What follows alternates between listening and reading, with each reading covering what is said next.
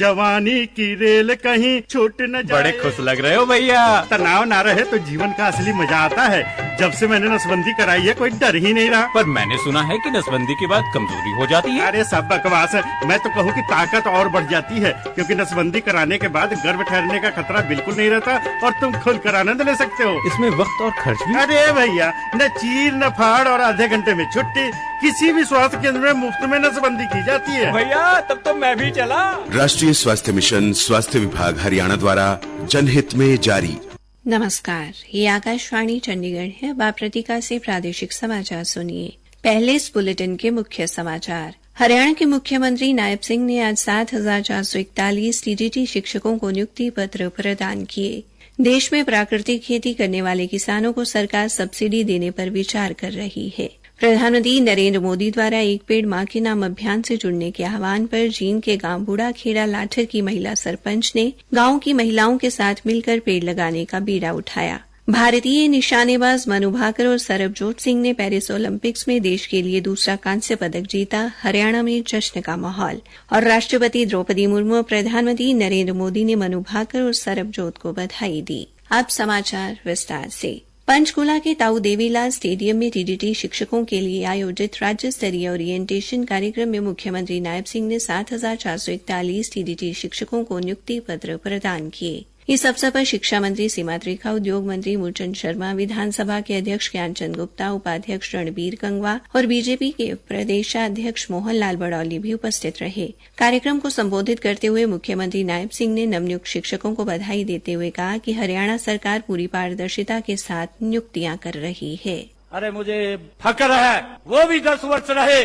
हम अभी 10 वर्ष हमने पूरे नहीं किए और हमने 1,41,000 नौकरियां बिना पर्ची बिना खर्ची के हरियाणा सरकार के अंदर दे दी। उन्होंने कहा कि जनवरी में 745, फरवरी में 11,831 और मार्च में 11,604 और जून में 1,131 पदों पर बिना खर्ची व पर्ची की नियुक्तियां की गई। मुख्यमंत्री ने कहा कि उन्हें इस बात की खुशी है कि नौकरी पाने वालों में अधिकतर बेटियां हैं। उन्होंने ओलंपिक में मनु भाकर और सरबजोत को देश के लिए पदक जीतने पर बधाई भी दी। शिक्षा मंत्री सीमा त्रिखा ने कहा कि उनकी सरकार सत्ता के लिए नहीं बल्कि सेवा के लिए है। मंत्री ने कहा कि उनकी सरकार में केवल एक विधायक के बच्चे को नौकरी मिली है और वो भी विपक्ष के विधायक हैं। श्रीमती त्रिखा ने अपने संबोधन में बच्चों को भारतीय संस्कार देने पर बल दिया। देश में प्राकृतिक खेती करने वाले किसानों को सरकार सब्सिडी देने पर विचार कर रही है। लोकसभा में केंद्रीय कृषि मंत्री शिवराज सिंह चौहान ने कहा कि सरकार किसानों की हर संभव मदद के लिए प्रतिबद्ध है और इस दिशा में सभी आवश्यक कदम उठाए जा रहे हैं।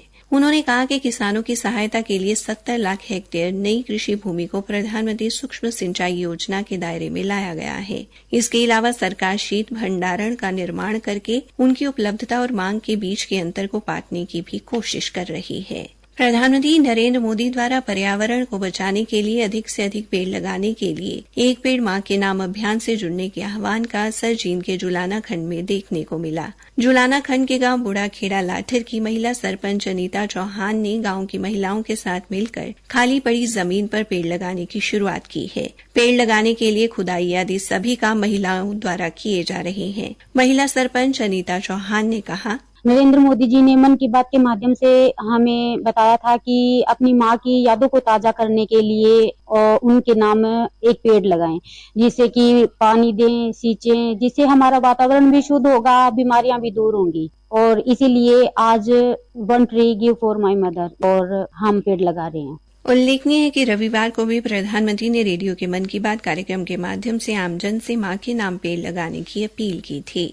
आयुष विभाग द्वारा एक पेड़ मां के नाम अभियान के तहत पलवल जिले की 30 व्यायामशालाओं में औषधीय पौधे लगाने का कार्य शुरू किया गया है। इसी कड़ी में आज गांव यादपुर स्थित व्यायामशाला में 200 औषधीय पौधे लगाए गए। इस दौरान जिला आयुर्वेदिक अधिकारी डॉक्टर संजीव तोमर, जिला कार्यक्रम प्रबंधक डॉक्टर प्रियंका रानी, योग सहायक अभय पाल रावत और सरपंच लाल सिंह ने भी पौधारोपण किया। जिला आयुर्वेदिक अधिकारी डॉक्टर संजीव तोमर ने बताया कि इस अभियान के तहत लगभग 5000 पौधे लगाने का लक्ष्य रखा गया है। औषधीय पौधों में नीम, जामुन, इमली, कचनार, अशोक वट, सदाबहार, अर्जुन धतूरा व अमरूद आदि शामिल हैं। योग सहायक अभयपाल रावत ने कहा कि पौधारोपण के बाद पौधों की देखभाल की जाएगी ताकि वे बड़े होकर पेड़ बन सकें। गांव के सरपंच लाल सिंह ने कहा कि ग्रामीणों को प्रधानमंत्री द्वारा चलाए गए अभियान के बारे में जागरूक करेंगे और अधिक से अधिक पेड़ लगाने के लिए प्रेरित करेंगे। प्रादेशिक समाचार आकाशवाणी चंडीगढ़ से प्रसारित किए जा रहे हैं।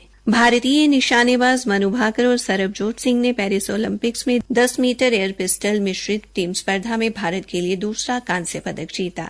मनु भाकर एक ही ओलंपिक में 2 पदक जीतने वाली पहली भारतीय खिलाड़ी बन गई हैं। पदक जीतने पर मनु भाकर ने अपने संघर्ष का जिक्र करते हुए कहा कि उनकी सफलता उनकी कर्मनिष्ठा और विश्वास का परिणाम है। Top of the world, it feels so good. I look back at all the struggles that I went through in like my 8.5 years of career.